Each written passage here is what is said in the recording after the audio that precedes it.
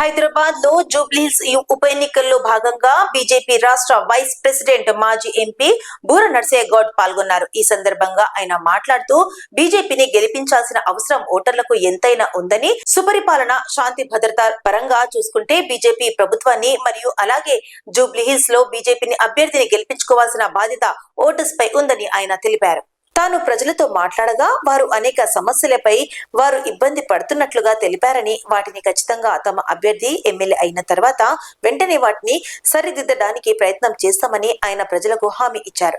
దేశంలోనే కాకుండా తెలంగాణలో కూడా బీజేపీ ప్రభుత్వం వస్తే ప్రజల ఆకాంక్షకు అనుకూలంగా పనిచేస్తామని తెలిపారు. అయితే ఈరోజు జూబ్లీ హిల్స్ నిజంగా చెప్పాలంటే పేరు గొప్ప ఊరు దిబ్బ. నిజంగా చెప్పాలంటే జూబ్లీ హిల్స్ అంటే మొత్తం యావత్ తెలంగాణ భారతదేశంలో ఒక ఇంప్రెషన్.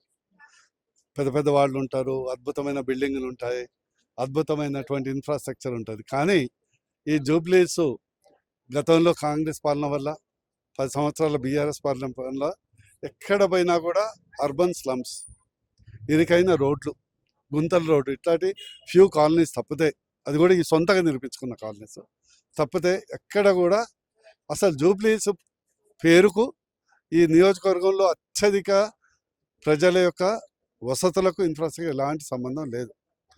ఈ జూబ్లీ హిల్స్ అనేది పేరే కానీ ఇక్కడ అంతా ఇప్పుడే చెప్పాను కదా, పేరు గొప్ప ఊరు దిబ్బ. ఈరోజు మేము ఈ ప్రజలందరినీ చేసే విజ్ఞప్తి ఏంటంటే, గతంలో 50 సంవత్సరాలు కాంగ్రెస్కి అవకాశం ఇచ్చారు, 10 సంవత్సరాలు బీఆర్ఎస్కి అవకాశం ఇచ్చారు.